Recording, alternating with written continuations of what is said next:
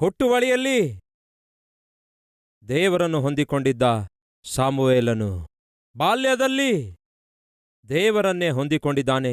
ಸಾಮುವೇಲನು ಬಾಲ್ಯದಲ್ಲಿ ದೇವರನ್ನು ಹೊಂದಿಕೊಂಡಿರುವ ಯೋಸೇಫನು, ಬಾಲ್ಯದಲ್ಲಿ ದೇವರನ್ನು ಹೊಂದಿಕೊಂಡಿರುವ ಸಮುವೇಲನು, ಬಾಲ್ಯದಲ್ಲಿ ದೇವರನ್ನು ಹೊಂದಿಕೊಂಡಿರುವ ದಾವೀದನು, ಬಾಲ್ಯದಲ್ಲಿ ದೇವರನ್ನು ಹೊಂದಿಕೊಂಡಿರುವ ದಾನಿಯೇಲನು, ಇವರೆಲ್ಲರನ್ನು ಜಾಗ್ರತೆಯಿಂದ ಪರಿಶೀಲಿಸಿ ನೋಡಿ. ಇವರೆಲ್ಲರೂ ಕೂಡ ದೊಡ್ಡ ನಾಯಕರಾಗಿದ್ದಾರೆ. ಬಾಲ್ಯದಲ್ಲಿ ಪರಿಶುದ್ಧತೆಯನ್ನು ಕಾಪಾಡಿಕೊಂಡಂತಹ ಯೋಸೇಫನೇನೋ ಪ್ರಧಾನಮಂತ್ರಿಯಾದ, ಬಾಲ್ಯದಲ್ಲಿ ಪರಿಶುದ್ಧತೆ ಕಾಪಾಡಿಕೊಂಡ ಸಮುವೇಲನೇನೋ ಪ್ರವಾದಿಯಾದ, ಬಾಲ್ಯದಲ್ಲಿ ಪರಿಶುದ್ಧತೆ ಕಾಪಾಡಿಕೊಂಡ ದಾವೀದನು ಪರಿಪಾಲಿಸುವವನಾದ, ಬಾಲ್ಯದಲ್ಲಿ ಪರಿಶುದ್ಧತೆ ಕಾಪಾಡಿಕೊಂಡ ದಾನಿಯೇಲನು ಪ್ರಧಾನಮಂತ್ರಿಯಾದ. ರಾಜನ ನಂತರದ ಸ್ಥಾನವೇ ಪ್ರಧಾನಮಂತ್ರಿ ಸ್ಥಾನ. ತಮ್ಮ ತಂಗಿಯಂದರೆ, ಸಹೋದರ ಸಹೋದರಿಯರೇ, ಪರಿಶುದ್ಧತೆ, ಪರಿಶುದ್ಧವಾದ ಜೀವಿತ, ಪರಿಶುದ್ಧವಾದ ಸೇವೆ, ಪರಿಶುದ್ಧವಾದ ಬಾಲ್ಯವು ಪರಿಪಾಲಿಸುವ ಸ್ಥಾನಕ್ಕೆ ನಿಮ್ಮನ್ನು ಕೊಂಡೊಯ್ಯುತ್ತೆ, ನಡೆಸುವ ಸ್ಥಾನಕ್ಕೆ ನಿಮ್ಮನ್ನು ಕೊಂಡೊಯ್ಯುತ್ತೆ, ಅನೇಕರಿಗೆ ಮಾದರಿಯುತವಾದ ಜೀವಿತಕ್ಕೆ ನಿಮ್ಮನ್ನು ನಡೆಸುತ್ತೆ. ಈ ದಿನ ಒಂದು ತೀರ್ಮಾನ ತೆಗೆದುಕೊಳ್ತೀರಾ? ಹ್ಯಾಪಿನೆಸ್ಗಿಂತಲೂ ಹೋಲಿನೆಸ್ಸೇ ಬಹಳ ಇಂಪಾರ್ಟೆಂಟ್ ಆಗಿದೆ. ಮೋಜಿಗಿಂತಲೂ, ಸುಖಭೋಗಗಳಿಗಿಂತಲೂ ಸತ್ಪ್ರವರ್ತನೆಯುಳ್ಳಂತಹ ಆತ್ಮೀಕತೆ ಬಹುಬೆಲೆಯುಳ್ಳದಾಗಿದೆ. ಕೇಳಿರಿ, ಹುಟ್ಟುವಳಿಯಲ್ಲಿ ಕ್ರಿಸ್ತನನ್ನು ನೋಡಿದೆವು, ಬಾಲ್ಯದಲ್ಲಿ ಕ್ರಿಸ್ತನನ್ನು ನೋಡಿದೆವು. ಈ ದಿನ ಮುಂದೆ ಹೋಗೋಣ ಬನ್ನಿ. ಕೆಲಸದಲ್ಲಿ ಕ್ರಿಸ್ತನು. ಈ ದಿನ ನೀವು ಯಾವ ಕೆಲಸ ಮಾಡ್ತಾ ಇದ್ದೀರಿ? ಯಾವುದೋ ಒಂದು ವೃತ್ತಿ ನಿಮಗಿದ್ದೇ ಇರುತ್ತೆ ಅಲ್ಲವೋ? ಯಾವುದೋ ಒಂದು ಕೆಲಸ ನೀವು ಮಾಡ್ತಾ ಇರ್ತೀರಲ್ಲವೇ? ಯಾವುದೋ ಒಂದು ವ್ಯಾಪಾರ ನೀವು ಮಾಡ್ತಾ ಇರ್ತೀರಲ್ಲವೇ? ಕುಟುಂಬ ಪೋಷಣೆಗೋಸ್ಕರ ಯಾವುದೋ ಒಂದು ಕೆಲಸ ಮಾಡ್ತಾ ಇದ್ದೀರಲ್ಲವೇ? ಆ ದಿನ ಯೋಸೇಫನು ಬಂದಿಯಾಗಿ ಐಗುಪ್ತ ದೇಶಕ್ಕೆ ಕೊಂಡೊಯ್ಯಲ್ಪಟ್ಟರೂ ಕೂಡ ಫತಿಫರನ ಮನೆಯಲ್ಲಿ ಕೆಲಸಗಾರನಾಗಿ ಆಳಾಗಿ ಕೆಲಸ ಮಾಡುತ್ತಾ ಇದ್ದ. ಅವನು ಪ್ರಾರಂಭಿಸಿರುವ ಕೆಲಸ ಮಾತ್ರ ಬಹಳ ದೀನವಾದ ಕೆಲಸವಾಗಿತ್ತು. ಒಬ್ಬ ಆಳಾಗಿ ಕೆಲಸ ಮಾಡುತ್ತಿದ್ದಾಗ್ಯೂ ಕೂಡ ಬೈಬಲ್ ಹೇಳುತ್ತದೆ, ಯೋಸೇಫನ ಸಂಗಡ ಯೆಹೋವನು ಜೊತೆಯಾಗಿ ಇದ್ದರು. ಆದಿಕಾಂಡ 39ನೇ ಅಧ್ಯಾಯ. ಯೆಹೋವನು ಯೋಸೇಫನ ಸಂಗಡ ಇದ್ದದ್ದರಿಂದ ಅವನು ಅಭಿವೃದ್ಧಿಯಾಗುತ್ತಾ ತನ್ನ ದಣಿಯಾದ ಆ ಐಗುಪ್ತನ ಮನೆಯಲ್ಲಿಯೇ ಇದ್ದನು. ಯೆಹೋವನು ಅವನ ಸಂಗಡ ಇದ್ದಾನೆಂತಲೂ, ಅವನು ಕೈ ಹಾಕುವ ಕೆಲಸವನ್ನೆಲ್ಲ ಯೆಹೋವನು ಸಫಲ ಮಾಡುತ್ತಿದ್ದಾನೆ ಎಂತಲೂ ಅವನ ಯಜಮಾನನು ನೋಡಿದಾಗ, ಅದಕ್ಕೆ ಬೈಬಲ್ ಹೇಳುತ್ತದೆ, ಯೋಸೇಫನು ಕೆಲಸಗಾರನಾಗಿ ಆ ಮನೆಯಲ್ಲಿ ಕೆಲಸ ಮಾಡುತ್ತಾ ಇರುವಾಗ ದೇವರು ಯೋಸೇಫನ ಸಂಗಡ ಇದ್ದನು. ನೀವು ಕೆಲಸ ಮಾಡುವ ವ್ಯಕ್ತಿಯಾಗಿರೋದಾದ್ರೆ, ಒಬ್ಬ ಮನೆ ಕೆಲಸದವರಾಗಿರಬಹುದು, ಹೊಲದಲ್ಲಿ ಕೆಲಸ ಮಾಡುವ ವ್ಯಕ್ತಿಯಾಗಿರಬಹುದು, ಮತ್ತೆ ನಿಮ್ಮ ಕೆಲಸ ಏನೆಂದು, ನಿಮ್ಮ ವ್ಯವಸಾಯ ಎಂಥದೆಂದು, ವೃತ್ತಿ ಎಂಥದೆಂದು, ನಿಮ್ಮ ವ್ಯಾಪಕ ಎಂಥದೆಂದು, ವ್ಯಾಪಾರ ಎಂಥದೆಂದು ನನಗೆ ಗೊತ್ತಿಲ್ಲ. ಆದರೆ ನೀವು ಯಾವುದೇ ಕೆಲಸ ಮಾಡ್ತಾ ಇದ್ರೂ ಕೂಡ ನೀವು ಅಭಿವೃದ್ಧಿಯಾಗಬೇಕು ಎಂದು ನೀವು ಆಶಿಸುತ್ತಾ ಇರುವುದಾದರೆ ದೇವರು ನಿಮ್ಮ ಸಂಗಡ ಇರಬೇಕು. ದೇವರು ನಿಮ್ಮ ಸಂಗಡ ಇರದೆ, ಅದಕ್ಕೆ ಯೇಸು ಹೇಳಿದ್ದಾರೆ, ನಾನು ನನ್ನ ತಂದೆಯನ್ನು ಬಿಟ್ಟು ಬೇರೆ ಏನೂ ಮಾಡಲಾರೆನು ಎಂದು ಹೇಳುತ್ತಾರೆ. ನೀವು ದೇವರಿಂದ ದೂರ ಹೋಗಿ ದೇವರನ್ನು ದೂರ ಮಾಡಿಕೊಂಡು ನಿಮ್ಮ ಜೀವಿತದಲ್ಲಿ ನೀವು ಸಾಧಿಸುವಂಥದ್ದು ಯಾವುದೊಂದು ಇಲ್ಲ. ಕೈನನು ದೇವರ ಸನ್ನಿಧಿಯನ್ನು ಬಿಟ್ಟು ಹೋಗುತ್ತಾನೆ, ದೇವರ ಸನ್ನಿಧಿಯಿಂದ ದೂರವಾಗುತ್ತಾನೆ. ಅವನ ಪಾಪವು ಕೈನನಿಗೆ ದೇವರ ಸನ್ನಿಧಿಯಿಂದ ದೂರ ಮಾಡಿತು. ಈ ದಿನ ಈ ವಾಕ್ಯ ಬಹು ಶ್ರದ್ಧೆಯಿಂದ ಕೇಳುತ್ತಿರುವ ಸಹೋದರ ಸಹೋದರಿಯರೇ, ನಿಮ್ಮೆಲ್ಲರಿಗೆ ಪ್ರಶ್ನಿಸ್ತಿದ್ದೇನೆ, ಧೈರ್ಯದಿಂದ ಈ ಮಾತು ನೀವು ಹೇಳಬಲ್ಲಿರೋ, ದೇವರು ನನ್ನ ಸಂಗಡ ಇದ್ದಾರೆ ಎಂದು ಎಷ್ಟು ಜನ ಹೇಳಬಲ್ಲಿರಿ? ದೇವರು ನನ್ನ ಸಂಗಡ ಇದ್ದಾರೆ ಎಂದು ಹೇಳುವಂಥವರು ಒಮ್ಮೆ ಕೈ ತೋರಿಸ್ತೀರಾ? ಬಹಳ ಸಂತೋಷ. ದೇವರು ಯಾರ ಸಂಗಡ ಇರುತ್ತಾರೋ ಆ ವ್ಯಕ್ತಿ ಅಭಿವೃದ್ಧಿಯಾಗುತ್ತಾನೆ ಎಂದು ಬೈಬಲ್ ಹೇಳುತ್ತೆ. ಯಥಾಸ್ಥಿತಿಯಲ್ಲಿ ನೀವು ಬಿದ್ದವರಾಗಿ ಯಾವ ಏಳಿಗೆ ಬಡ್ತಿ ಇಲ್ಲದೆ ನೀವು ಜೀವಿಸುತ್ತಿರುವುದಾದರೆ, ಆತ್ಮಿಕವಾಗಿ ಯಾವ ಏಳಿಗೆ ಇಲ್ಲ, ಆರ್ಥಿಕವಾಗಿ ಯಾವ ಏಳಿಗೆ ಇಲ್ಲ, ಆರೋಗ್ಯದ ವಿಷಯದಲ್ಲಿ ಅಲ್ಪ ಸ್ವಲ್ಪವೇ, ದೇವರು ನನ್ನ ಸಂಗಡ ಇದ್ದಾರೆ ಎಂದು ನೀವು ಅಂದುಕೊಳ್ಳುವುದಾದರೆ, ಹಾಗಾದರೆ ಎಲ್ಲಿದೆ? ಅದಕ್ಕೆ ನಿದರ್ಶನ ಒಮ್ಮೆ ಆಲೋಚಿಸಿ. ಯೋಸೇಫನ ಸಂಗಡ ಯೆಹೋವನು ಇದ್ದದ್ದರಿಂದಲೇ ಅವನು ಕೈ ಹಾಕುವ ಕೆಲಸವನ್ನೆಲ್ಲ ಸಫಲವಾಯಿತು. ಒಂಗೋಲ್ ಎಂಬ ಪಟ್ಟಣದಲ್ಲಿ ಕಲ್ವರಿ ಟೆಂಪಲ್ ನಾವು ನಿರ್ಮಿಸಿದೆವು. 12,000 ಜನ ಆರಾಮಾಗಿ ಕೂತ್ಕೊಂಡು ದೇವರನ್ನು ಆರಾಧಿಸುವುದಕ್ಕಾಗಿ ಆ ಸಭೆ ನಿರ್ಮಿಸಲಾಯಿತು. ಅಷ್ಟೊಂದು ದೊಡ್ಡ ಸಭೆ 90 ದಿನಗಳಲ್ಲಿಯೇ ನಿರ್ಮಿಸಲ್ಪಟ್ಟಿದೆ. ಇದು ಸಾಧಾರಣವಾಗಿ ಮನುಷ್ಯರಿಂದ ಸಾಧ್ಯ ಅಲ್ಲ. ಒಬ್ಬ ಸಹೋದರನು ನನಗೆ ಹೀಗೆಂದು ಪ್ರಶ್ನಿಸಿದ, ಬ್ರದರ್, ಇದು ಹೇಗೆ ಸಾಧ್ಯವಾಯಿತು ಬ್ರದರ್? 90 ದಿನಗಳಲ್ಲಿ ಅಷ್ಟು ದೊಡ್ಡ ಸಭೆ, ಸುಮಾರು 1,00,000 ಚದುರು ಅಡಿಯಷ್ಟು ದೊಡ್ಡ ಸಭೆ ಅದು 90 ದಿನಗಳಲ್ಲಿ ನಿರ್ಮಿಸುವುದು ಹೇಗೆ ಸಾಧ್ಯವಾಯಿತು ಬ್ರದರ್? ಅದಕ್ಕೆ ಸೀಕ್ರೆಟ್ ಏನು ಬ್ರದರ್ ಎಂದು ಪ್ರಶ್ನಿಸಿದಾಗ ನಾನು ಒಂದೇ ಉತ್ತರ ಕೊಟ್ಟೆ. ಏನೆಂದು ಗೊತ್ತಾ ಪ್ರಿಯರೇ? ದೇವರು ನನ್ನ ಸಂಗಡ ಇದ್ದಾರೆ ಎಂದು. ಅದೊಂದೇ ಉತ್ತರ ಕೊಟ್ಟೆ. ದೇವರು ನಮ್ಮ ಸಂಗಡ ಇರುವುದಾದರೆ ನಾವು ಕೈ ಹಾಕುವ ಕೆಲಸವನ್ನೆಲ್ಲ ಆತನು ಏನ್ಮಾಡುತ್ತಾನೆ? ಸಫಲಗೊಳಿಸುತ್ತಾನೆ. ಪ್ರಿಯ ಸೇವಕರೇ, ನಿಮ್ಮ ಸೇವೆ ಸಫಲಗೊಳ್ಳಬೇಕಾದರೆ, ಸಭೆ ಸಮೃದ್ಧಿಯಿಂದ ತುಂಬಿಕೊಳ್ಳಬೇಕಾದರೆ, ನೀವು ಸಾರುವ ಸಂದೇಶ ಸತ್ ಪ್ರತಿಫಲ ತರಬೇಕಾದರೆ ದೇವರು ನಿಮ್ಮ ಸಂಗಡ ಇರಬೇಕು. ಸಹೋದರ ಸಹೋದರಿಯರೇ, ನೀವು ಪಡುತ್ತಿರುವ ಪ್ರಯಾಸಕ್ಕೆ ಪ್ರತಿಫಲ ನೀವು ಕಾಣಬೇಕಾದರೆ ಖಚಿತವಾಗಿ ದೇವರು ನಿಮ್ಮ ಸಂಗಡ ಇರಬೇಕು. ಕೆಲವರು ಹೇಗೆ ಕೆಲಸ ಮಾಡ್ತಾರೆ ಹೇಳನುತ್ತೀರಾ?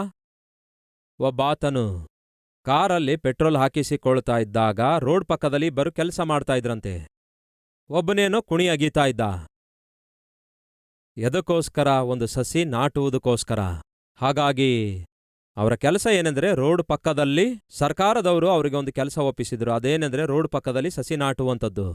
ಹಾಗಾಗಿ ಅವರು ಆ ಸಸಿ ನಾಟುವ ಕೆಲಸದಲ್ಲಿ ಬಹಳ ಮಗ್ನರಾಗಿದ್ರು. ಅವರಲ್ಲಿ ಒಬ್ಬನೇನೋ ಗುದ್ದಲಿ ಹಿಡ್ಕೊಂಡು ಕುಣಿ ಅಗೀತಾ ಇದ್ದ. ಎರಡನೆಯವನೇನೋ ಅಗಿದಿರುವ ಕುಣಿಯನ್ನು ಮುಚ್ಚುತ್ತಾ ಇದ್ದ. ತಕ್ಷಣ ಮುಂದೆ ಹೋಗಿ ಮತ್ತೊಂದು ಕುಣಿ ಅಗಿದ. ಕುಣಿ ಅಗಿಯುವವನು ಅಗಿದ, ಎರಡನೆಯವನು ಬಂದು ಆ ಕುಣಿಯನ್ನು ಮುಚ್ಚಿದ. ದೂರದಿಂದ ಪೆಟ್ರೋಲ್ ಹಾಕಿಸಿಕೊಳ್ಳುವ ಈ ವ್ಯಕ್ತಿ ಇದೆಲ್ಲವನ್ನು ನೋಡಿದ. ಇದೇನು ಒಬ್ಬನೇನೋ ಅಗಿಯುತ್ತಾ ಇದ್ದಾನೆ, ಎರಡನೆಯವನೇನೋ ಮುಚ್ಚುತ್ತಾ ಇದ್ದಾನೆ. ಅಷ್ಟಕ್ಕೂ ಏನ್ ಜರುಗುತ್ತಾ ಇದೆ ಎಂದು ಹತ್ತಿರಕ್ಕೆ ಹೋಗಿ ಕೇಳ್ದ. ಏನಪ್ಪಾ ನಿನ್ನ ಕೆಲಸ ಏನೆಂದು ಕೇಳ್ದ. ಕುಣಿ ಅಗಿಯುವುದು ಅಂದ. ಮತ್ತೆ ನಿನ್ ಕೆಲಸ ಏನು? ಕುಣಿಯನ್ನು ಮಣ್ಣಿನಿಂದ ಮುಚ್ಚೋದು ಅಂದ. ಅಷ್ಟಕ್ಕೂ ಯಾಕೆ ಮಾಡ್ತಾ ಇದ್ದೀರಿ ಕೆಲಸ? ಯಾಕೆ ಮಾಡ್ತಿದ್ದೇವಂದ್ರೆ ನಮಗೆ ಕೊಟ್ಟ ಕೆಲಸ ಅದೇ. ಅಲ್ಲಯ್ಯ, ಯಾಕೆ ಕುಣಿಯನ್ನು ನೀನು ಅಗೀತಾ ಇದ್ದಿ? ಸರ್ಕಾರದವರು ಹೇಳಿದ್ದಾರೆ. ಏನ್ ಹೇಳಿದ್ದಾರೆ? ಸಸಿ ನಾಟಬೇಕೆಂದು ಹೇಳಿದ್ದಾರೆ. ಮತ್ತೆ ಸಸಿ ನಾಟಬೇಕೆಂದು ಹೇಳಿದ್ರೆ ನೀನೇನೋ ಕುಣಿ ಅಗಿಯುವವನು ಅಗಿಯುತ್ತಾ ಇದ್ದಿ. ಮತ್ತೆ ನಿನ್ ಕೆಲಸ ಏನು? ಆ ಕುಣಿಯೊಳಗಡೆ ಮಣ್ಣು ಹಾಕಿ ಮುಚ್ಚುವ ಕೆಲಸ ನಾನದು ಅಂದ. ನಿಮ್ಮಿಬ್ಬರ ಕೆಲಸ ನೀವು ಮಾಡ್ತಾ ಇದ್ದೀರಿ. ಮತ್ತೆ ಸಸಿ ನಾಟಬೇಕಲ್ಲವೇ? ಅವನು ಈ ದಿನ ಬರಲಿಲ್ಲ, ನಾವೇನ್ ಮಾಡ್ಬೇಕು ಅಂದ್ರು. ಹೌದಲ್ಲವೋ? ಸಸಿ ನಾಟುವವನು ಆ ದಿನ ಕೆಲ್ಸಕ್ಕೆ ಬರಲಿಲ್ಲ ಅಂತೆ. ಅದಕ್ಕೆ ಅವ್ರು ನಾವೇನ್ ಮಾಡ್ಬೇಕು ಅನ್ನುತ್ತಾರೆ. ಅವನು ಬರಲಾರ್ದಕ್ಕೆ ನಾವು ಕೆಲಸ ಬಿಟ್ಟು ನಿಲ್ಬೇಕೋ? ಅದಕ್ಕೆ ಅವನು ಅಗಿಯುತ್ತಿದ್ದಾನೆ, ನಾನು ಮುಚ್ಚುತ್ತಿದ್ದೇನೆ ಅಂದ. ಇವರು ಮಹಾನುಭಾವರು. ಇಂಥವರು ಮಾಡುವ ಕೆಲಸ ಅಭಿವೃದ್ಧಿ ಆಗುತ್ತೆ ಅಂತೀರಾ? ಸಹೋದರ ಸಹೋದರಿಯರೇ, ದಯವಿಟ್ಟು ಗಮನಿಸಿ. ಯೋಸೇಫನ ಸಂಗಡ ಯೆಹೋವ ಜೊತೆಯಾಗಿದ್ರು, ಅದಕ್ಕಾಗಿ ಅವನು ಅಭಿವೃದ್ಧಿ ಆದ. ದಾವೀದನ ಸಂಗಡ ಯೆಹೋವ ಜೊತೆಯಾಗಿದ್ದರಿಂದ ಅವನು ಅಭಿವೃದ್ಧಿಯಾದ. ದಾನಿಯೇಲನ ಸಂಗಡ ಯೆಹೋವನು ಜೊತೆಯಾಗಿರುವುದರಿಂದ ಅವನು ಅಭಿವೃದ್ಧಿಯಾದ. ಪೌಲನ ಸಂಗಡ ದೇವರು ಇದ್ದದ್ದರಿಂದ ಆಟಂಕಗಳ ಮಧ್ಯ, ಅಭ್ಯಂತರ ಮಧ್ಯ, ಅಪಾಯಗಳ ಮಧ್ಯ ಸುವಾರ್ತೆ ಪ್ರಕಟಿಸಲು ಸಾಧ್ಯವಾಯಿತು, ಸಭೆಗಳನ್ನು ಸ್ಥಾಪಿಸಲು ಸಾಧ್ಯವಾಯಿತು. ದೇವರು ನಿಮ್ಮ ಸಂಗಡ ಇಲ್ಲದೇ ಇರುವುದಾದರೆ, ನಿಮ್ಮ ಕೆಲಸದಲ್ಲಾಗಿರ್ಬೋದು, ನಿಮ್ಮ ಸೇವೆಯಲ್ಲಾಗಿರಬಹುದು, ದೇವರು ನಿಮ್ಮ ಸಂಗಡ ಇಲ್ಲದೇ ಇರುವುದಾದರೆ ನೀವು ಅಭಿವೃದ್ಧಿ ಆಗುವುದು ಸಾಧ್ಯವೇ ಇಲ್ಲ. ಯಥಾಸ್ಥಿತಿಯಲ್ಲಿಯೇ ನೀವು ಬಿದ್ದಿರುತ್ತೀರಿ. ದೇವರು ನಿಮ್ಮ ಸಂಗಡ ಇರುವುದಾದರೆ ನೀವು ಖಚಿತವಾಗಿ ಅಭಿವೃದ್ಧಿ ಆಗ್ತೀರಿ. ಈಗ ನನ್ನ ಪ್ರಶ್ನೆ, ನಿಜವಾಗ್ಲೂ ದೇವರು ನಿಮ್ಮ ಸಂಗಡ ಇದ್ದಾರಾ? ಅದು ಹೇಗೆ ಗೊತ್ತಾಗುತ್ತೆ? ನೀವು ಮಾಡುವ ಕೆಲಸದಲ್ಲಿ ಅಭಿವೃದ್ಧಿ ಕಾಣಿಸುತ್ತೆ. ನೀವು ಮಾಡುವ ಸೇವೆಯಲ್ಲಿ ಅಭಿವೃದ್ಧಿ ಕಾಣಿಸುತ್ತೆ. ನಿಮ್ಮ ಉದ್ಯೋಗದಲ್ಲಿ, ನಿಮ್ಮ ವ್ಯಾಪಾರದಲ್ಲಿ ಅಭಿವೃದ್ಧಿ ಕಾಣಿಸುತ್ತೆ. ಯಾವುದೇ ರೀತಿಯ ಅಭಿವೃದ್ಧಿ ಇಲ್ಲದೆ ಒಂದು ವೇಳೆ ಈ ದಿನ ನಿಮ್ಮ ಕೆಲಸ ಆಗಿರಬಹುದು, ನಿಮ್ಮ ಸೇವೆಯಾಗಿರಬಹುದು, ಇರುವುದೇ ಆದರೆ ಬಹುಶಃ ದೇವರ ಜೊತೆ ಇರುವಿಕೆ ನಿಮ್ಮ ಸಂಗಡ ಇಲ್ಲವೇನೋ? ದೇವರನ್ನು ನೀವು ಕಂಡುಕೊಳ್ಳಲಿಲ್ಲವೇನೋ? ದೇವರನ್ನು ನೀವು ತಿಳಿದುಕೊಳ್ಳಲಿಲ್ಲವೇನೋ? ಒಂದು ದಿನ ಅಂತೆ ಪೇತ್ರ ಎಂಬ ಹೆಸರುಳ್ಳ, ಅಬ್ರಹಾಮ್ ಎಂಬ ಹೆಸರುಳ್ಳ ಇವರಿಬ್ಬರು ಅರಣ್ಯಕ್ಕೆ ಹೋಗಿ ಕಟ್ಟಿಗೆ ಕಡಿಯುತ್ತಾ ಇದ್ರು. ಕಟ್ಟಿಗೆ ಕಡಿಯೋದೇ ಅವ್ರ ಕೆಲಸ ಆಗಿತ್ತು. ಕಟ್ಟಿಗೆ ಕಡಿಯುವಂತಹ ಇವರಿಬ್ಬರು ಆ ಕಟ್ಟಿಗೆ ಕಡಿಯುವಾಗ ಪೇತ್ರ ಎಂಬುವವನಿಗೆ ಅನಿಸಿದ್ದೇನೆಂದರೆ ಅಬ್ರಹಾಮ್ ಎಂಬವನೊಂದಿಗೆ ಪೈಪೋಟಿ ಮಾಡಬೇಕನಿಸಿತು. ಅದಕ್ಕೆ ಪೇತ್ರ ಹೇಳ್ತಾನೆ, ಅಬ್ರಹಾಮ್ ಅಣ್ಣ, ನಾವಿಬ್ಬರು ಪೈಪೋಟಿ ಮಾಡೋಣ. ಯಾವ ಪೈಪೋಟಿ? ಇಬ್ಬರು ಸೇರಿ ಕಟ್ಟಿಗೆ ಕಡಿಯುವುದನ್ನು ಆರಂಭಿಸೋಣ. ಸಂಜೆ 5 ಗಂಟೆ ಆಗೋಷ್ಟೊತ್ತಿಗೆ ನೀನು ಹೆಚ್ಚು ಕಟ್ಟಿಗೆ ಕಡಿಯುತ್ತೀಯೋ ನಾನು ಹೆಚ್ಚು ಕಟ್ಟಿಗೆ ಕಡಿಯುತ್ತೇನೋ ನೋಡೋಣ. ಒಂದು ವೇಳೆ ನನಗಿಂತಲೂ ಹೆಚ್ಚು ಕಟ್ಟಿಗೆ ನೀನು ಕಡಿಯುವುದಾದ್ರೆ ನಾನು ಕಡಿದ ಕಟ್ಟಿಗೆಗಳೆಲ್ಲ ನಿನ್ನವೇ. ಏನಂತೀಯ ಅಬ್ರಹಾಮಣ? ಆಯ್ತು ಸರಿ, ಹಾಗೆಯೇ ಅಂದ. ಮರುದಿವಸ ಕಟ್ಟಿಗೆ ಕಡಿಯಲು ಬರ್ತಾರೆ. ಬೆಳಿಗ್ಗೆ 9 ಗಂಟೆಗೆ ಕಟ್ಟಿಗೆ ಕಡಿಯಲು ಆರಂಭಿಸುತ್ತಾರೆ. ಪೇತ್ರ ಎಂಬುವವನು 10 ನಿಮಿಷ ಕೂಡ ರೆಸ್ಟ್ ತೆಗೆದುಕೊಳ್ಳದೆ ಕಟ್ಟಿಗೆ ಒಂದೇ ಸಮನೆ ಕಡಿಯುತ್ತಲೇ ಇದ್ದ. ಅಬ್ರಹಾಮಣ್ಣ ಏನ್ ಮಾಡ್ತಿದ್ದಾನೆ ನೋಡೋಣ ಅಂದುಕೊಂಡು ಅಲ್ಲಿಗೆ ಹೋಗಿ ನೋಡಿದ್ರೆ ಅಬ್ರಹಾಮಣ್ಣ ಚೆನ್ನಾಗಿ ಗಿಡದ ಕೆಳಗೆ ಕೂತ್ಕೊಂಡು ಮಜ್ಜಿಗೆ ಕುಡಿಯುತ್ತಿದ್ದ. ಪೇತ್ರನಿಗೆ ಅರ್ಥವಾಯ್ತು, ಈ ಅಬ್ರಹಾಮಣ್ಣ ಸೋತ್ ಹೋಗುವವನಾಗಿದ್ದಾನೆಂದು ತಿಳ್ಕೊಂಡಿರುವುದರಿಂದ ಮಜ್ಜಿಗೆ ಕುಡಿಯುತ್ತಿದ್ದಾನೆ. ಅವನು ಕಡಿದ ಕಟ್ಟಿಗೆಯಲ್ಲ ನನ್ನವೇ ಎಂಬುದಾಗಿ ಭಾವಿಸಿದ. ನಂತರ ತನ್ಪಾಡಿಗೆ ಕಟ್ಟಿಗೆ ಕಡಿಯುತ್ತಾ ಹೋದ. ಮತ್ತೆ 2 ಗಂಟೆ ನಂತರ ಅಬ್ರಹಾಮಣ್ಣ ಏನ್ ಮಾಡ್ತಿದ್ದಾನೆ ನೋಡೋಣ ಅಂತ ಬಂದು ನೋಡಿದ್ರೆ ಅವನು ಮತ್ತೆ ಚೆನ್ನಾಗಿ ತಾನು ಬಾಟಲ್ ತುಂಬ ತಂದಿರುವ ಮಜ್ಜಿಗೆ ಕುಡಿಯುತ್ತಾ ಇದ್ದ. ನೋಡಿ ಪೇತ್ರ ಎಂಬುವವನು ನಗುತ್ತಾನೆ. ಸಂಜೆ 5 ಗಂಟೆ ಆದ ಕೂಡಲೇ ಇಬ್ಬರು ಕಡಿದ ಕಟ್ಟಿಗೆ ತಂದು ಪಕ್ಕದಲ್ಲಿರುವ ಸ್ಥಳದಲ್ಲಿ ಅಬ್ರಹಾಮನು ಪೇಣಿಸ್ತಾನೆ, ಪೇತ್ರನು ಪೇಣಿಸ್ತಾನೆ. ಪೇತ್ರನು ಕಡಿದಿರುವ ಕಟ್ಟಿಗೆಗಿಂತಲೂ ಅಬ್ರಹಾಮನು ಕಡಿದಿರುವ ಕಟ್ಟಿಗೆಗಳೇ ಹೆಚ್ಚಾಗಿ ಕಾಣಿಸ್ತವೆ. ಪೇತ್ರನಿಗೆ ಬಿಪಿ ಹೆಚ್ಚಾಗುತ್ತೆ. ಇದು ಅನ್ಯಾಯ. ಯಾವುದು ಅನ್ಯಾಯ? ಯಾವಾಗ ನೋಡಿದ್ರೂ ಕೂಡ ನೀನು ಮಜ್ಜಿಗೆ ಕುಡಿಯುತ್ತಾ ಇದ್ದೆ. ಅಂತಹ ನೀನು ಇಷ್ಟೊಂದು ಕಟ್ಟಿಗೆ ಹೇಗೆ ಕಡಿಯಲು ಸಾಧ್ಯವಾಯಿತು? ನಾನೇನೋ ಕನಿಷ್ಠ 1 ಲೋಟ ನೀರು ಕುಡಿಯಲಿಲ್ಲ. ಆದಾಗ್ಯೂ ನಾನು ಕಡಿದ ಕಟ್ಟಿಗೆಗಿಂತಲೂ ನೀನು ಕಡಿದ ಕಟ್ಟಿಗೆಗಳೇ ಹೆಚ್ಚಾಗಿವೆ. ಹೇಗೆ ಸಾಧ್ಯವಾಯಿತು? ಇದೆಲ್ಲ ಅನ್ಯಾಯ ಅಂದಾಗ ಹೇಳ್ತಾನೆ, ಪೇತ್ರನೇ, ನಾನು ಮಜ್ಜಿಗೆ ಕುಡಿಯೋದನ್ನೇ ನೀನು ನೋಡಿದೆ. ಆದರೆ ಹಾಗೆ ಮಜ್ಜಿಗೆ ಕುಡಿಯುವಾಗ ನಾನು ನನ್ನ ಕೊಡಲಿಯನ್ನು ಚೂಪಗೊಳಿಸುವ ವಿಷಯವನ್ನು ನೀನು ನೋಡಲಿಲ್ಲ. ಮೂರ್ಖನೇ, ಮೊಂಡಾಗಿರುವ ಕೊಡಲಿಯಿಂದ ಕಡಿಯುತ್ತಾ ಕೂತ್ಕೊಂಡೆ ನೀನು. ಆದರೆ ನಾನೇನ್ ಮಾಡ್ದೆ ಗೊತ್ತಾ? ನಾನು ಕೆಲಸ ಮಾಡುವ ಸಮಯದಲ್ಲಿ ಸ್ವಲ್ಪ ವಿಶ್ರಾಂತಿ ಸಮಯ ತೆಗೆದುಕೊಂಡು ನನ್ನ ಕೊಡಲಿಯನ್ನು ನಾನು ಚೂಪಗೊಳಿಸಿಕೊಂಡೆ ಅಂದ. ಸಹೋದರ ಸಹೋದರಿಯರೇ, ನೀವು ಯಾವುದೇ ಕೆಲಸ ಮಾಡ್ತಾ ಇದ್ರೂ ಕೂಡ ಆ ಕೆಲಸದಲ್ಲಿ ಅಭಿವೃದ್ಧಿ ಆಗಬೇಕಾದರೆ, ನಿಮ್ಮ ಕೆಲಸದಲ್ಲಿ ಆಶೀರ್ವಾದವನ್ನು ಅನುಗ್ರಹಿಸುವಂತಹ ದೇವರ ಸನ್ನಿಧಿಯಲ್ಲಿ ಸ್ವಲ್ಪ ಸಮಯವನ್ನು ನೀವು ಕಳೆದು ನಿಮ್ಮ ಆತ್ಮಿಕ ಜೀವಿತವನ್ನು ನೀವು ಚೂಪಗೊಳಿಸಿಕೊಳ್ಳುವುದಾದರೆ ಇತರರಿಗಿಂತಲೂ ಹೆಚ್ಚಾಗಿ ನೀವು ಕೆಲಸ ಮಾಡುವವರಾಗಿರ್ತೀರಿ, ಪ್ರತಿಫಲ ನೀವು ನೋಡುವಂಥವರಾಗಿರ್ತೀರಿ, ಸೇವೆಯಲ್ಲಿ ನೀವು ಅಭಿವೃದ್ಧಿ ಆಗ್ತೀರಿ. ಆದರೆ ದುರದೃಷ್ಟವೇನೆಂದರೆ ಈ ದಿನ ನಮ್ಮಲ್ಲಿ ಅನೇಕರಿಗೆ ಸ್ವಲ್ಪ ಹೊತ್ತು ದೇವರ ಸನ್ನಿಧಿಯಲ್ಲಿ ಮೊಳಕಾಲೂರುವಂತಹ ಸಮಯವು ಕಣ್ಮರೆಯಾಗಿದೆ. ಸೇವೆಯಲ್ಲಿದ್ದಾಗ್ಯೂ ಕೂಡ, ಸೇವೆ ಮಾಡುತ್ತಿದ್ದಾಗ್ಯೂ ಕೂಡ ಕರ್ತನ ಸನ್ನಿಧಿಯಲ್ಲಿ ಮೊಳಕಾಲೂರಿ ಆತ್ಮೀಕ ಜೀವಿತವನ್ನು ಚೂಪಗೊಳಿಸಿಕೊಳ್ಳುವಂತಹ ಆತ್ಮಿಕತೆ ಕಣ್ಮರೆಯಾಗಿದೆ. ನೀವು ಉದ್ಯೋಗ ಮಾಡ್ತಾ ಇದ್ದೀರಿ, ವ್ಯಾಪಾರ ಮಾಡ್ತಾ ಇದ್ದೀರಿ, ವ್ಯವಸಾಯ ಮಾಡ್ತಾ ಇದ್ದೀರಿ, ಕೇಳಿ, ಅಲ್ಲಿ ನೀವು ಅಭಿವೃದ್ಧಿ ಆಗಬೇಕಾದರೆ ಇಲ್ಲಿ ಕರ್ತನ ಸನ್ನಿಧಿಯಲ್ಲಿ ಸ್ವಲ್ಪ ಹೊತ್ತು ನೀವು ಮೊಳಕಾಲೂರಬೇಕು. ಅದೇ ನಿಮ್ಮ ಜೀವಿತದಲ್ಲಿ ಜಯಕ್ಕೆ ಆಧಾರವಾಗಿದೆ. ಒಬ್ಬ ಬ್ಯಾಂಕ್ ಜನರಲ್ ಮ್ಯಾನೇಜರ್ಗೆ ಒಂದು ಸಮಸ್ಯೆ ಬರುತ್ತೆ.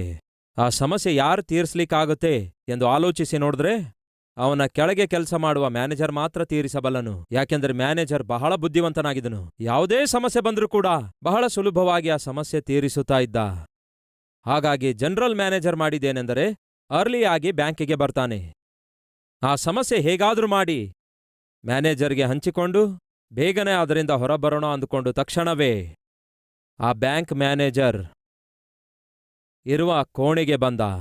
ಹೊರಗಡೆ ಒಬ್ಬ ಅಸಿಸ್ಟೆಂಟ್ ಇದ್ದ.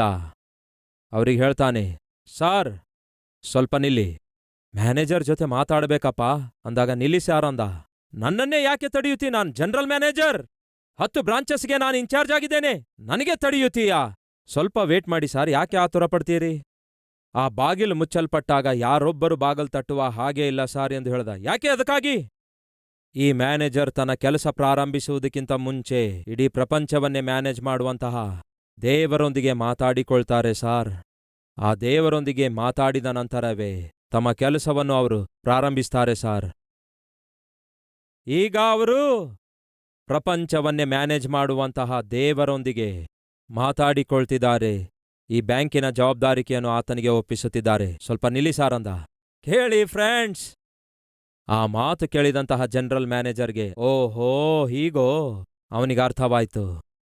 ಎದಕ್ಕಾಗಿ ಈ ಮ್ಯಾನೇಜರ್ ತನ್ನ ಬ್ಯಾಂಕ್ ಎಷ್ಟು ಅದ್ಭುತವಾಗಿ ಮ್ಯಾನೇಜ್ ಮಾಡ್ಲಿಕ್ಕಾಗ್ತಿದೆ ಎಂದು. ನಾನು ಜನರಲ್ ಮ್ಯಾನೇಜರ್ ಆದಾಗ್ಯೂ ಕೂಡ ನನ್ನ ಸಮಸ್ಯೆ ನಾನು ತೀರಿಸಿಕೊಳ್ಳಲಿಕ್ಕಾಗ್ದಿದ್ರೂ ಕೂಡ ಹೇಗೆ ಅವನು ತೀರಿಸಲಿಕ್ಕಾಗ್ತಿದೆ ಎಂದು ನನಗರ್ಥವಾಯ್ತು. ಪ್ರಿಯ ಸಹೋದರ ಸಹೋದರಿಯರೇ, ನಾವು ಕರ್ತನ ಸನ್ನಿಧಿಯಲ್ಲಿ ಸ್ವಲ್ಪ ಸಮಯ ಕಳೆಯುವುದಾದರೆ ನಮ್ಮ ಜೀವಿತದಲ್ಲಿ ಬರುವಂತಹ ಪ್ರತಿ ಸಮಸ್ಯೆಯನ್ನು ನಾವು ಮ್ಯಾನೇಜ್ ಮಾಡಬಲ್ಲೆವು. ಆ ಕರ್ತನ ಸನ್ನಿಧಿಯಲ್ಲಿ ಮೊಳಕಾಲೂರುವುದನ್ನು ನಾವು ಬಿಟ್ಟು ಬೇರೆ ಯಾವುದೇ ಕೆಲಸ ಮಾಡಲು ಪ್ರಯತ್ನಿಸುವುದಾದರೆ ಆ ಕೆಲಸದಲ್ಲಿ ಜಯ ಸಾಧಿಸಲಿಕ್ಕಾಗೋದಿಲ್ಲ, ಸೇವೆಯಲ್ಲಿ ಪ್ರತಿಫಲವನ್ನು ಕಾಣಲಿಕ್ಕಾಗಲ್ಲ. ಕನಿಷ್ಠ ಒಂದು 30 ನಿಮಿಷ ಪ್ರಾರ್ಥನೆಗೋಸ್ಕರ ಸಮಯ ತೆಗೆದಿಡೋಣ. ಕನಿಷ್ಠ 30 ನಿಮಿಷ ವಾಕ್ಯ ಓದುವುದಕ್ಕಾಗಿ ಸಮಯ ತೆಗೆಯೋಣ.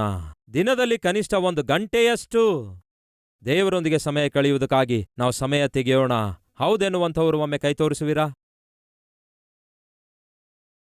ಹುಟ್ಟುವಳಿಯಲ್ಲಿ ಕ್ರಿಸ್ತನು, ಬಾಲ್ಯದಲ್ಲಿ ಕ್ರಿಸ್ತನು, ಕೆಲಸದಲ್ಲಿ ಸೇವೆಯಲ್ಲಿ ಕ್ರಿಸ್ತನು, ಕೊನೆಯದಾಗಿ ವಿವಾಹದಲ್ಲಿ ಕ್ರಿಸ್ತನು. ಕಾನಾ ಎನ್ನುವಂತಹ ಊರಿನಲ್ಲಿ ವಿವಾಹ ಜರುಗುತ್ತಿರುವಾಗ ಆ ವಿವಾಹದಲ್ಲಿ ಯಾರಿದ್ರು? ಹೇಳ್ತೇನೆ ಕೇಳಿ, ಕ್ರಿಸ್ತನಿದ್ದನು. ಈಗ ಕ್ರಿಸ್ತನು ಇರುವ ಆ ವಿವಾಹದಲ್ಲಿ ಏನೆದುರಾಯಿತು? ಒಂದು ಸಮಸ್ಯೆ ಎದುರಾಯಿತು. ಅಂದ್ರೆ ಅರ್ಥವೇನು? ನಿಮ್ಮ ವಿವಾಹದಲ್ಲಿ ಯೇಸು ಇದ್ದಾಗಿಯೂ ನಿಮ್ಮ ಕುಟುಂಬದಲ್ಲಿ ಯೇಸು ಇದ್ದಾಗಿಯೂ ಸಮಸ್ಯೆಗಳು ಬರ್ತವೆ. ಸಮಸ್ಯೆ ಇಲ್ಲದಂತಹ, ಸಮಸ್ಯೆಗಳು ಬರದಂತಹ ಯಾವ ಒಂದು ಕುಟುಂಬ ಕೂಡ ಇಲ್ಲ. ನೀವು ದೇವರ ಚಿತ್ತಾನುಸಾರವಾಗಿ ಜೀವಿಸ್ತಾ ಇದ್ರು ಕೂಡ, ವಾಕ್ಯಾನುಸಾರ ನಿಮ್ಮ ಕುಟುಂಬ ಕಟ್ಟಿಕೊಳ್ತಾ ಇದ್ರು ಕೂಡ, ನಿಮ್ಮ ಮಕ್ಕಳನ್ನು ಬೆಳೆಸುತ್ತಾ ಇದ್ರು ಕೂಡ ಸಮಸ್ಯೆಗಳು ಬರ್ತವೆ. ಆ ದಿನ ವಿವಾಹದಲ್ಲಿ ಯೇಸು ಇದ್ರು. ಆದರೆ ನನ್ನ ಪ್ರಶ್ನೆ ಏನಂದ್ರೆ, ಈ ದಿನಗಳಲ್ಲಿ ನಡೆಯುವ ವಿವಾಹಗಳಲ್ಲಿ ಯಾವುದಕ್ಕೆ ಪ್ರಧಾನ ಸ್ಥಾನ ಕೊಡಲಾಗ್ತಿದೆ? ನಂಬರ್ 1 ಕ್ಯಾಶ್, ಅಂದ್ರೆ ವರದಕ್ಷಿಣೆ. ನಂಬರ್ 2 ಕ್ಯಾಸ್ಟ್, ಅಂದರೆ ಕುಲ. ಹೌದಲ್ಲವೋ? ಈ ದಿನಮಾನಗಳಲ್ಲಿ ಆ ಹುಡುಗನ ಜೀವಿತದಲ್ಲಿ, ಹುಡುಗಿಯ ಜೀವಿತದಲ್ಲಿ ಕ್ರಿಸ್ತನಿದ್ದಾನೋ ಇಲ್ಲವೋ ಎಂದು ಯಾರು ನೋಡ್ತಾ ಇಲ್ಲ. ಅವರು ನಮ್ಮ ಕುಲದವರಾಗಿದ್ದಾರೋ ಇಲ್ಲವೋ, ಅವರು ನಮ್ಮ ಕ್ಯಾಸ್ಟಿನವರಾಗಿದ್ದಾರೋ ಇಲ್ಲವೋ, ನಾವು ಅಂದುಕೊಂಡ ವರದಕ್ಷಿಣೆ ಕೊಡಬಲ್ಲರೋ ಇಲ್ಲವೋ, ಆ ಹುಡುಗಿಯ ಕಲರ್ ಚೆನ್ನಾಗಿದೆಯೋ ಇಲ್ಲವೋ. ಕಲರ್ ಬೇಕಂತೆ, ಕ್ಯಾಶ್ ಬೇಕಂತೆ, ಕ್ಯಾಸ್ಟ್ ಬೇಕಂತೆ. ಇವು ಈ ದಿನಮಾನಗಳಲ್ಲಿ ಅನೇಕರು ತಮ್ಮ ವಿವಾಹದಲ್ಲಿ ಹುಡುಕುವಂತಹ ಪ್ರಧಾನವಾಗಿರುವ ಲಕ್ಷಣಗಳು. ಕ್ಯಾಶ್ ಅಲ್ಲ ಪ್ರಿಯರೇ, ಕ್ಯಾಸ್ಟ್ ಕೂಡ ಅಲ್ಲ, ಕಲರ್ ಕೂಡ ಅಲ್ಲ. ಬೇಕಾಗಿರೋದು ಕ್ರಿಶ್ಚಿಯನ್ ಇಲ್ಲವೇ ಕ್ರೈಸ್ಟ್. ಕ್ರಿಸ್ತನನ್ನು ಹೊಂದಿಕೊಂಡಿರುವ ಹುಡುಗ ಹುಡುಗಿಯಾಗಿದ್ದಾನೋ ಇಲ್ಲವೋ ಎನ್ನುವುದು ಇಂಪಾರ್ಟೆಂಟ್ ಆಗಿದೆ. ಈ ದಿನಗಳಲ್ಲಿ ವಿವಾಹ ಅನ್ನೋದು ಪರಿಶುದ್ಧವಾಗಿ ಜರುಗಬೇಕಾದ ವಿವಾಹ ಪರಿಶುದ್ಧತೆ ಇಲ್ಲದೆ ಜರುಗುತ್ತಾ ಇವೆ. ಒಬ್ಬ ತಮ್ಮ ನನ್ನ ಬಳಿಗೆ ಬಂದು, ಅಣ್ಣ ನನ್ನ ಮದ್ವೆ ಅಣ್ಣ ಎಂದು ಹೇಳಿ ಸ್ವೀಟ್ ಹಂಚಿದ. ಬಹಳ ಸಂತೋಷ ಅಂತ ಹೇಳಿ ಆ ಸ್ವೀಟ್ ತಗೊಂಡೆ, ವೆಡ್ಡಿಂಗ್ ಕಾರ್ಡ್ ತಗೊಂಡು ಪ್ರಾರ್ಥಿಸಿ ಕಳುಹಿಸಿಕೊಟ್ಟೆ. ಮದುವೆಯಾಗಿ 5 ತಿಂಗಳು ಮುಗಿಯುವುದಕ್ಕಿಂತ ಮುಂಚೆ ಅವನು ಬಂದು ಮತ್ತೊಮ್ಮೆ ಸ್ವೀಟ್ ಹಂಚುತ್ತಾ ಇದ್ದ. ಈಗ ಯಾಕೆ ಸ್ವೀಟ್ ಹಂಚುತ್ತಾ ಇದ್ದಿ ಅಂದಾಗ, ಮಗ ಹುಟ್ಟಿದ ಅಣ್ಣ ಎಂದು ಹೇಳಿ ಬಹಳ ಹಿಗ್ಗುತ್ತಾ ಇದ್ದ. ಎಷ್ಟನೇ ತಿಂಗಳಿನಲ್ಲಿ? ಮದುವೆಯಾಗಿ 5 ತಿಂಗಳಲ್ಲೇ ಮಗ ಹುಟ್ಟಿದಾನೆಂದು ಸ್ವೀಟ್ ಹಂಚುತ್ತಿದ್ದಾನೆ. ಕೇಳ್ತಿದ್ದೇನೆ, ಅವನ ಮದುವೆಯಲ್ಲಿ ಪರಿಶುದ್ಧತೆ ಇದೆ ಅಂತೀರಾ? ಅವನು ವಿವಾಹ ಮಾಡಿಕೊಳ್ಳುವುದಕ್ಕಿಂತ ಮುಂಚೆಯೇ ಪಾಪ ಮಾಡಲು ಆರಂಭಿಸಿದ. ಈ ದಿನ ವಿವಾಹ ಆಗುವುದಕ್ಕಿಂತ ಮುಂಚೆಯೇ ತಮ್ಮ ಮಾನ ಹಾಳು ಮಾಡಿಕೊಳ್ಳುವಂಥವರು ಎಷ್ಟು ಜನ ಇಲ್ಲ. ವಿವಾಹ ಎಲ್ಲದಕ್ಕಿಂತಲೂ ಪರಿಶುದ್ಧವಾಗಿದೆ. ಹಾಗಾಗಿ ನಿಮ್ಮ ದಾಂಪತ್ಯವು ಪರಿಶುದ್ಧವಾಗಿ ಇರಬೇಕು. ಆದರೆ ಪಾಪದಿಂದ ತುಂಬಿಕೊಳ್ತಿದ್ದಾರೆ. ತಮ್ಮ ತಂಗಿಯೆಂದರೆ ಪ್ರೀತಿ ಎಂದು ಹೇಳುತ್ತಾ ಮದುವೆ ಆಗುವ ಮುಂಚೆಯೇ ತಮ್ಮ ಮಾನ ಹಾಳು ಮಾಡಿಕೊಳ್ಳುವಂಥವರು, ತಮ್ಮ ದಾಂಪತ್ಯ ಹಾಳು ಮಾಡಿಕೊಳ್ಳುವಂಥವರು, ಮರ್ಯಾದೆ ಕಳೆದುಕೊಳ್ಳುವಂಥವರು ಇರುವಂಥವರು ಇರುವುದಾದ್ರೆ ಜಾಗ್ರತೆ, ಅದು ಕ್ಷೇಮವಲ್ಲ. ನಿಮ್ಮ ವಿವಾಹದಲ್ಲಿ ಕ್ರಿಸ್ತನಿರಬೇಕು. ಬ್ರದರ್, ನನ್ನ ವಿವಾಹದಲ್ಲಿ ಕ್ರಿಸ್ತನಿದ್ದರೆ ಇನ್ನು ನನಗೆ ಸಮಸ್ಯೆ ಇರೋದಿಲ್ಲವೋ? ಸಮಸ್ಯೆಗಳಿರ್ತವೆ. ಹಾಗಿರುವಲ್ಲಿ ಕ್ರಿಸ್ತನನ್ನು ವಿವಾಹದಲ್ಲಿ ಹೊಂದಿಕೊಂಡಿರೋದು ಏನ್ ಪ್ರಯೋಜನ ಬ್ರದರ್? ವಿವಾಹದಲ್ಲಿ ಕ್ರಿಸ್ತನಿದ್ದಾಗಿಯೂ ಕೂಡ ಸಮಸ್ಯೆಗಳು ಬರುವುದಾದರೆ, ಒಂದು ವೇಳೆ ವಿವಾಹದಲ್ಲಿ ಕ್ರಿಸ್ತನಿಲ್ಲದಿದ್ದರೂ ಕೂಡ ಮದುವೆ ಮಾಡಿಕೊಳ್ಳುವುದಾದರೆ ಡಿಫ್ರೆನ್ಸ್ ಏನು ಬ್ರದರ್? ಡಿಫ್ರೆನ್ಸ್ ಇದೆ. ಕ್ರಿಸ್ತನಿಲ್ಲದೆ ನೀವು ವಿವಾಹ ಮಾಡಿಕೊಳ್ಳುವುದಾದರೆ ಆ ವಿವಾಹದಲ್ಲಿ ನಿಮಗೆ ಕಷ್ಟ ಬಂದಾಗ ಆ ಕಷ್ಟ ತೀರಿಸಲು ಈ ಲೋಕದಲ್ಲಿ ಬೇರೆ ಯಾರೂ ಸಿಗಲ್ಲ. ಆದರೆ ವಿವಾಹದಲ್ಲಿ ಕ್ರಿಸ್ತನಿರುವಾಗ, ಆ ವಿವಾಹದಲ್ಲಿ ಏನಾದರೂ ಕಷ್ಟ ಬಂದಾಗ ನೀವು ನೇರವಾಗಿ ದೇವರ ಬಳಿಗೆ ಹೋಗಿ ನಿಮ್ಮ ಸಮಸ್ಯೆ ಹೇಳಿಕೊಳ್ಳಬಹುದು. ಆ ದಿನ ಕಾನಾ ಊರಿನ ವಿವಾಹದಲ್ಲಿ ಕ್ರಿಸ್ತನಿದ್ದನು. ಆ ವಿವಾಹದಲ್ಲಿ ಒಂದು ಸಮಸ್ಯೆ ಬಂದಿತು. ಹಾಗೆ ಒಂದು ಸಮಸ್ಯೆ ಬಂದಾಗ ಬಂದು ಯೇಸುವಿಗೆ ತಿಳಿಸ್ತಾರೆ, ವಿವಾಹದಲ್ಲಿ ದ್ರಾಕ್ಷಾರಸವು ಮುಗಿದು ಹೋಯ್ತೆಂದು ಹೇಳ್ತಾರೆ. ಒಂದು ಸಮಸ್ಯೆ ಬಂದಿತು. ಸಹೋದರ ಸಹೋದರಿಯರೇ, ದಯವಿಟ್ಟು ಕೇಳಿ. 3ನೇ ಕಣ್ಣಿಗೆ ಬೀಳಲಾರದಂತೆ, ಮತ್ತೊಬ್ಬರಿಗೆ ಗೊತ್ತಾಗಲಾರದಂತೆ ಆ ಸಮಸ್ಯೆಯನ್ನು ಯೇಸು ಏನ್ಮಾಡಿದ್ರು ಗೊತ್ತಾ? ಆ ಸಮಸ್ಯೆಯನ್ನು ಪರಿಷ್ಕರಿಸಿದ್ರು. ಹಾಗೆಯೇ ನಿಮ್ಮ ವಿವಾಹದಲ್ಲಿ, ನಿಮ್ಮ ಕುಟುಂಬದಲ್ಲಿ ಯೇಸು ಇರುವುದಾದರೆ ಸಮಸ್ಯೆಗಳು ಬರ್ತವೆ. ಆದರೆ ಆ ಸಮಸ್ಯೆಗಳು ನಿಮ್ಮನ್ನು ಸಮಾಧಿ ಮಾಡಲಾರದಂತೆ, ಸಮಾಜದಲ್ಲಿ ಆ ಸಮಸ್ಯೆ ನಿಮ್ಮ ಮರ್ಯಾದೆ ತೆಗೆಯಲಾರದಂತೆ ಇರಬೇಕಾದರೆ ನೀವು ಕರ್ತನಿಗೆ ಹೇಳಿಕೊಳ್ಳಬೇಕು. ಆ ಸಮಸ್ಯೆಯನ್ನು ಯೇಸು ಸಮಾಪ್ತಿಯಾಗುವಂತೆ ಮಾಡುತ್ತಾರೆ. ಆ ಸಮಾಪ್ತಿಯನ್ನು ಸಮಾಧಿ ಮಾಡಿಬಿಡ್ತಾರೆ. ಯಾಕೆಂದರೆ ವಿವಾಹ ವ್ಯವಸ್ಥೆಯನ್ನು ಪ್ರಾರಂಭಿಸಿದಂಥವನು ದೇವರೇ. ಆ ನಿಮ್ಮ ವಿವಾಹದಲ್ಲಿ ಒಂದು ಸಮಸ್ಯೆ ಬರುವಾಗ ನೀವು ಹೇಳಬೇಕಾದದ್ದು ತವ್ರ ಮನೆಯವರಿಗಲ್ಲ.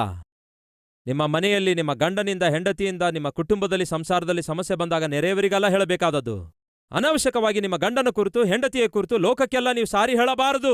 ಕೊನೆಗೆ ಮರ್ಯಾದೆ ಕಳ್ಕೊಳ್ಳೋದು ಅದು ವಾಕ್ಯಾನುಸಾರವಾದದ್ದಲ್ಲ. ಆದರೆ ಈ ದಿನ ಅನೇಕರು ಹಾಗೆ ಮಾಡ್ತಿದ್ದಾರೆ. ಏನಾದರೂ ಸ್ವಲ್ಪ ನಿಮ್ಮ ಗಂಡನೊಂದಿಗಾಗ್ಲಿ ಹೆಂಡತಿಯೊಂದಿಗಾಗ್ಲಿ ಸಮಸ್ಯೆ ಎದುರಾದ್ರೆ ಇನ್ನು ನಿಮ್ಮ ಫೋನ್ ಖಾಲಿ ಇರಲ್ಲ. ಅಮ್ಮಳೊಂದಿಗೆ ಮಾತಾಡ್ತೀರಿ, ಅಕ್ಕಳೊಂದಿಗೆ ಮಾತಾಡ್ತೀರಿ, ತಂಗಿಯೊಂದಿಗೆ ಮಾತಾಡ್ತೀರಿ, ನೆರೆಯವರೊಂದಿಗೆ ಮಾತಾಡ್ತೀರಿ, ಎಲ್ಲರೊಂದಿಗೆ ಮಾತಾಡ್ತೀರಿ. ಯಾರ ಕುರಿತು ಮಾತಾಡ್ತೀರಿ? ನಿಮ್ಮ ಗಂಡನ ಕುರಿತು ಮಾತಾಡ್ತೀರಿ. ಏನೆಂದು ಮಾತಾಡ್ತೀರಿ? ನನ್ನ ಗಂಡ ಒಳ್ಳೆಯವನಲ್ಲ, ಕೆಟ್ಟವನು, ಬಹಳ ಪಾಪಿಷ್ಟನು, ಇಂಥಿಂಥವಳೊಂದಿಗೆ ತಿರುಗಾಡ್ತಾನೆ. ನಿಮ್ಮ ಮನೆ ಗುಟ್ಟು ರಟ್ಟು ಮಾಡಿಕೊಳ್ಳುವುದರಿಂದ ನಿಮ್ಮ ಕುಟುಂಬ ಹೇಗೆ ಕಟ್ಟಲ್ಪಡುತ್ತೆ ಒಮ್ಮೆ ಆಲೋಚಿಸಿ. ಕುಟುಂಬದ ವಿಷಯದಲ್ಲಿ ನಿಮಗೇನಾದ್ರೂ ಬೆಲೆ ಇರುವುದಾದ್ರೆ, ಗೌರವ ಇರುವುದಾದ್ರೆ, ನಿಮ್ಮ ಕುಟುಂಬ ಕಟ್ಟಲ್ಪಡಬೇಕೆಂದು ಆಶಿಸುತ್ತಿರುವುದಾದ್ರೆ ನೀವು ಹೇಳಬೇಕಾದದ್ದು ಲೋಕಕ್ಕೆ ಅಲ್ಲ, ಇಡೀ ಲೋಕವನ್ನೇ ಪರಿಪಾಲಿಸುವಂತಹ ಕರ್ತನಾದ ಯೇಸು ಕ್ರಿಸ್ತನಿಗೆ ನಿಮ್ಮ ಸಮಸ್ಯೆ ಹೇಳಿಕೊಳ್ಳುವುದಾದರೆ ಆತನು ನಿಮ್ಮ ಕುಟುಂಬ ಕಟ್ಟುತ್ತಾನೆ. ಯಾಕೆಂದರೆ ಕುಟುಂಬ ವ್ಯವಸ್ಥೆ ಪ್ರಾರಂಭಿಸಿದ್ದು ಆತನೇ. ಒಂದು ದಿನ ಒಬ್ಬ ವ್ಯಕ್ತಿ ಕಾರಲ್ಲಿ ಹೋಗ್ತಿದ್ದ, ಏರ್ಪೋರ್ಟ್ಗೆ ಹೋಗ್ತಿದ್ದ. ಸಡನ್ ಆಗಿ ಮಧ್ಯದಲ್ಲಿ ಕಾರ್ ಕೆಟ್ಟೋಯ್ತು. ಆಗ ಡ್ರೈವರ್ ಹೇಳ್ತಾನೆ, ಸರ್ ಸ್ವಲ್ಪ ಕೂತ್ಕೊಳ್ಳಿ, ಸ್ವಲ್ಪ ತಡೆಯಿರಿ ಅನ್ನುತ್ತಾನೆ. ರಿಪೇರ್ ಮಾಡುತ್ತೇನೆ ಅಂತ ಹೇಳಿ ತಕ್ಷಣ ಹೋಗಿ ಬಾನಟ್ ಎತ್ತುತ್ತಾನೆ. 10 ನಿಮಿಷ, 20 ನಿಮಿಷ, 30 ನಿಮಿಷ ಆದ್ರೂ ಕೂಡ ರಿಪೇರ್ ಮಾಡ್ಲಿಕ್ಕಾಗ್ಲಿಲ್ಲ. ಆದರೆ ಹಿಂದೆ ಕೂತ ಆತನು ದೊಡ್ಡ ವ್ಯಾಪಾರಸ್ಥನಾಗಿದ್ದ. ಆ ದಿನ ಟ್ಯಾಕ್ಸಿ ತಗೊಂಡಿದ್ದ. ಬೇರೆ ಪಟ್ಟಣಕ್ಕೆ ಹೋಗಿ ಏರ್ಪೋರ್ಟ್ ಹೋಗೋದಕ್ಕೋಸ್ಕರ ಒಂದು ಟ್ಯಾಕ್ಸಿ ತಗೊಂಡಿದ್ದ. ಆದ್ರೆ ಮಧ್ಯದಲ್ಲಿ ಕೆಟ್ಟೋಯ್ತು. ರಿಪೇರ್ ಮಾಡ್ತೇನೆಂದು ಹೇಳಿದ ಡ್ರೈವರ್ ರಿಪೇರ್ ಮಾಡ್ಲಿಕ್ಕಾಗದಿರುವಾಗ ಆ ವ್ಯಕ್ತಿ ಹೊರಗೆ ಬರ್ತಾನೆ. ಆ ಕಟಿಂಗ್ ಪ್ಲೇಯರ್, ಆ ಸ್ಕ್ರೂ ಡ್ರೈವರ್, ಆ ಸ್ಪ್ಯಾನರ್ ನಾನು ಕೊಡೋಪ್ಪ ಎಂದು ಹೇಳ್ದ. ಆ ಡ್ರೈವರ್ ಏನೋ ಅನುಮಾನ ಪಡುತ್ತಲೇ ಅವನ ಕೈಗಿದೆಲ್ಲ ಕೊಟ್ಟ. ಡ್ರೈವರ್ಗೆ ಕಾರಲ್ಲಿ ಕೂತ್ಕೊಂಡ. 2 ನಿಮಿಷದಲ್ಲಿ ಏನ್ ಮಾಡಿದ್ನೋ ಗೊತ್ತಿಲ್ಲ, ಕಾರ್ ಸ್ಟಾರ್ಟ್ ಮಾಡಂದ ಕೂಡಲೇ ಸ್ಟಾರ್ಟ್ ಆಯ್ತು. ಡ್ರೈವರ್ಗೆ ಆಶ್ಚರ್ಯ ಅನಿಸಿತು. ಇದೇನು, ಈ ಕಾರ್ 6 ವರ್ಷಗಳಿಂದ ಓಡಿಸ್ತಿದ್ದೇನೆ ನಾನು, ನನಗೇ ಗೊತ್ತಾಗ್ಲಿಲ್ಲ. ಆದ್ರೆ ಆ ವ್ಯಕ್ತಿ 2 ನಿಮಿಷದಲ್ಲಿ ಸರಿಪಡಿಸಿದ. ಮಾತಾಡಲಾರದೆ ವಿಮಾನ ನಿಲ್ದಾಣಕ್ಕೆ ತಗೊಂಡೋಗಿ ಆ ವ್ಯಕ್ತಿಗೆ ಡ್ರಾಪ್ ಮಾಡ್ತಾನೆ. ಆ ವ್ಯಾಪಾರಸ್ಥನೇನೋ ಕಾರ್ ಡ್ರೈವರ್ಗೆ ದುಡ್ಡು ಕೊಟ್ಟು ಹೋಗ್ತಿದ್ದ. ಹೋಗುವ ಸಮಯದಲ್ಲಿ ಈ ಡ್ರೈವರ್ ಕೇಳ್ತಾನೆ, ಸಾರ್ ಸಾರ್ ಸಾರ್ 1 ನಿಮಿಷ ಸಾರ್, ಅಷ್ಟಕ್ಕೂ ನೀವು ಯಾರು ಸಾರ್ ಎಂದು ಕೇಳ್ದ.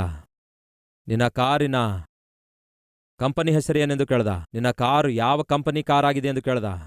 ಸಾರ್ ನನ್ನ ಕಾರು ಫೋರ್ಡ್ ಕಂಪನಿ ಸಾರ್ ಎಂದು ಹೇಳ್ದ.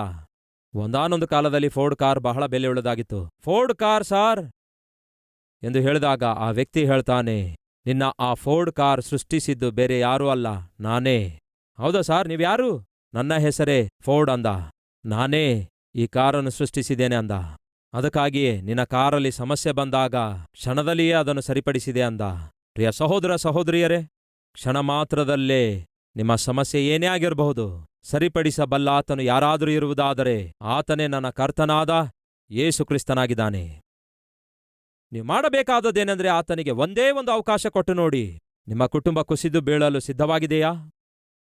ನಿಮ್ಮ ಜೀವಿತ ನಾಶವಾಗಲು ಸಿದ್ಧವಾಗಿದೆಯಾ? ನಿಮ್ಮ ಶರೀರ ದಿನೇ ದಿನೇ ಕುಂದು ಹೋಗ್ತಾ ಇದೆಯಾ? ಆರ್ಥಿಕವಾಗಿ ದಿನೇ ದಿನೇ ನೀವು ಪತನವಾಗ್ತಾ ಇದ್ದೀರಾ? ಎಷ್ಟೇ ಪ್ರಯತ್ನ ಮಾಡಿದರೂ ಕೂಡ ಯಾವ ಒಂದು ಪ್ರಯತ್ನ ಫಲಿಸದೆ ಈ ದಿನ ನೀವು ನಿರಾಶೆ ನಿರುತ್ಸಾಹದಲ್ಲಿ ಬಿದ್ದವರಾಗಿ ಈ ದಿನ ಈ ವಾಕ್ಯ ಕೇಳ್ತಾ ಇದ್ದೀರಾ? ಹಾಗಾದ್ರೆ ಒಂದು ಸಾರಿ ನಿಮ್ಮನ್ನು ಸೃಷ್ಟಿಸಿದಂತಹ ಸೃಷ್ಟಿಕರ್ತನಾಗಿರುವ ಕರ್ತನಾದ ಯೇಸು ಕ್ರಿಸ್ತನಿಗೆ ಒಂದೇ ಒಂದು ಸಾರಿ ನಿಮ್ಮ ಜೀವಿತವನ್ನು ಒಪ್ಪಿಸಿ ನೋಡಿ. ಕೇವಲ 2 ನಿಮಿಷಗಳಲ್ಲಿ ಹಾಳಾಗಿ ಕೆಟ್ಟು ಹೋಗಿರುವ ಆ ಕಾರನ್ನು ಆ ಡ್ರೈವರ್ ಆ ಕಾರು ಸೃಷ್ಟಿಸಿರುವ ವ್ಯಕ್ತಿಗೆ ಒಪ್ಪಿಸಿಕೊಟ್ಟ. ಅವನು ತಕ್ಷಣ ಸರಿಪಡಿಸಿದ. ಅದೇ ರೀತಿ ಈ ದಿನ ನಿಮ್ಮನ್ನು ಸೃಷ್ಟಿಸಿದಂತಹ ಸೃಷ್ಟಿಕರ್ತನಾಗಿರುವ ಕರ್ತನಾದ ಯೇಸುವಿಗೆ ನಿಮ್ಮ ಜೀವಿತ ಒಪ್ಪಿಸಿ ನೋಡಿ. ಎಷ್ಟು ಅದ್ಭುತವಾಗಿ ನಿಮ್ಮ ಜೀವಿತ ಸರಿಪಡಿಸುತ್ತಾರೆ ಎಂದು ನೀವೇ ನೋಡಿ. ನಿಮ್ಮ ಕುಟುಂಬ ಆಗಿರಬಹುದು, ಕುಟುಂಬದಲ್ಲಿನ ಸಮಸ್ಯೆಗಳಾಗಿರಬಹುದು, ನಿಮ್ಮ ಮಗನೊಂದಿಗಿರುವ ಸಮಸ್ಯೆಗಳಾಗಿರಬಹುದು, ನಿಮ್ಮ ಶರೀರದಲ್ಲಿರುವ ಸಮಸ್ಯೆಗಳಾಗಿರಬಹುದು, ನಿಮ್ಮ ಆರ್ಥಿಕ ವ್ಯವಸ್ಥೆಯಲ್ಲಿನ ಸಮಸ್ಯೆ ಆಗಿರಬಹುದು, ನಿಮ್ಮ ಸಮಸ್ಯೆ ಏನೇ ಆಗಿರಬಹುದು, ಆ ಸಮಸ್ಯೆಗೆ ಪರಿಷ್ಕಾರ ಇದೆ. ಆ ಪರಿಷ್ಕಾರವೇ ನನ್ನ ಕರ್ತನಾದ ಯೇಸು ಕ್ರಿಸ್ತನಾಗಿದ್ದಾರೆ. ಇದನ್ನು ನಂಬುವಂಥವರು ಇರುವುದಾದರೆ ನನ್ನೊಂದಿಗೆ ಸೇರಿ ಪ್ರಾರ್ಥಿಸುವಿರಾ? Let us pray. ಪ್ರಾರ್ಥಿಸೋಣ. ಪ್ರತಿಯೊಬ್ಬರೂ ಪ್ರಾರ್ಥನೆಯಲ್ಲಿ ಐಕ್ಯವಾಗಿರಬೇಕೆಂದು ಕೋರುತ್ತೇನೆ.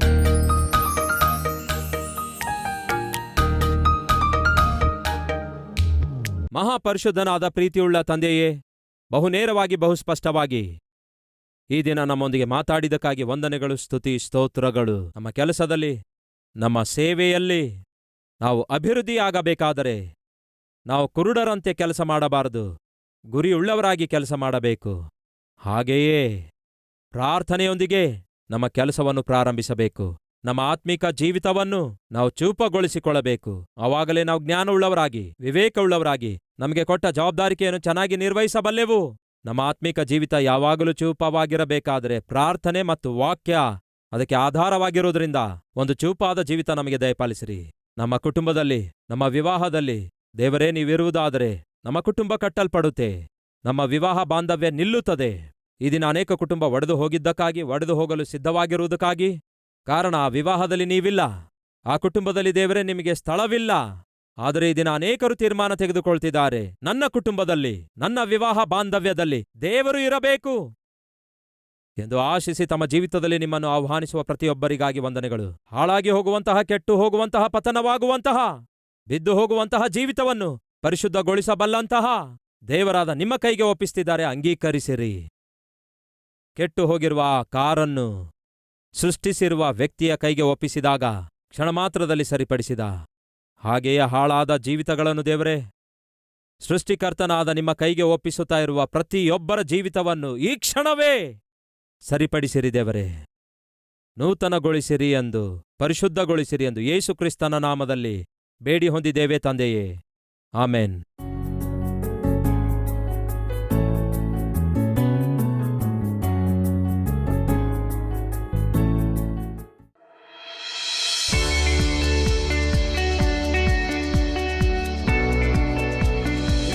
ಬೇಡಿಕೊಳ್ಳತಕ್ಕ ಯಾವುದಾದರೂ ಒಂದು ವಿಷಯವಾಗಿ ಭೂಲೋಕದಲ್ಲಿ ಒಂದೇ ಮನಸ್ಸುಳ್ಳವರಾಗಿದ್ದರೆ ಅದು ಪರಲೋಕದಲ್ಲಿರುವ ನನ್ನ ತಂದೆಯಿಂದ ನಿಮಗೆ ದೊರೆಯುವುದು ಎಂದು ಯೇಸು ಕ್ರಿಸ್ತನು ಹೇಳಿದ್ದಾರೆ. ನಿಮಗಿರುವ ಪ್ರಾರ್ಥನೆ ಮನವಿಗಳಿಗೋಸ್ಕರ ನಿಮ್ಮೊಂದಿಗೆ ಪ್ರಾರ್ಥಿಸುವುದಕ್ಕಾಗಿ ದೈವ ಸೇವಕರಾದ ಡಾಕ್ಟರ್ ಪಿ ಸತೀಶ್ ಕುಮಾರ್ ಅವರಿಂದ ಏರ್ಪಡಿಸಲಾದ ಅದ್ಭುತವಾದ ಒಂದು ಸೇವೆ ಕಲ್ವರಿ ಟೆಂಪಲ್ ಪ್ರೇಯರ್ ಟವರ್ ಆಗಿದೆ. ನಿಮ್ಮ ಪ್ರಾಂತ್ಯ ಯಾವುದೇ ಆಗಿರಲಿ, ನಿಮ್ಮ ಭಾಷೆ ಯಾವುದೇ ಆಗಿರಲಿ, 24 ಗಂಟೆ ನಿಮಗೋಸ್ಕರ ಪ್ರಾರ್ಥಿಸುವ ಪ್ರಾರ್ಥನೆ ವೀರರು ಸಿದ್ಧವಾಗಿದ್ದಾರೆ. ಪ್ರತಿದಿನ 3,000ಕ್ಕೂ ಅಧಿಕ ಪ್ರಾರ್ಥನೆ ಮನವಿಗಳು ನಮಗೆ ಬರುತ್ತಾ ಇವೆ.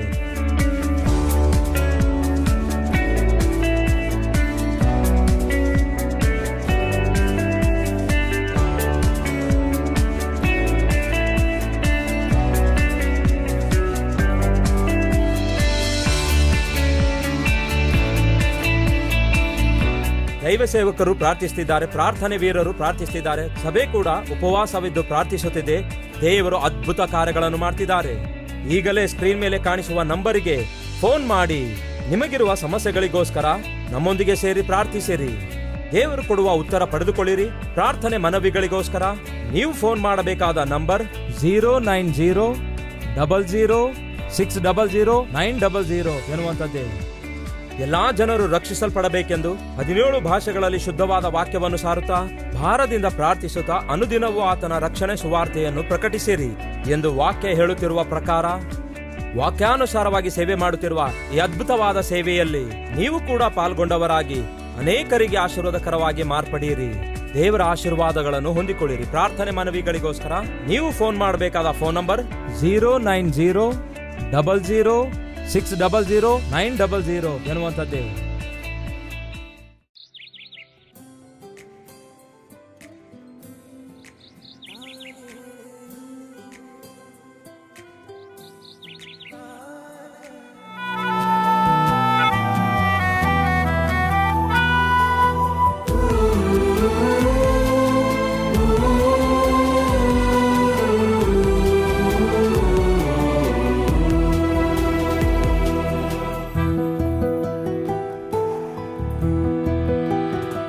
ವಿಳಾಸ Calvary, post box number 30, Kukatpally, Hyderabad 72.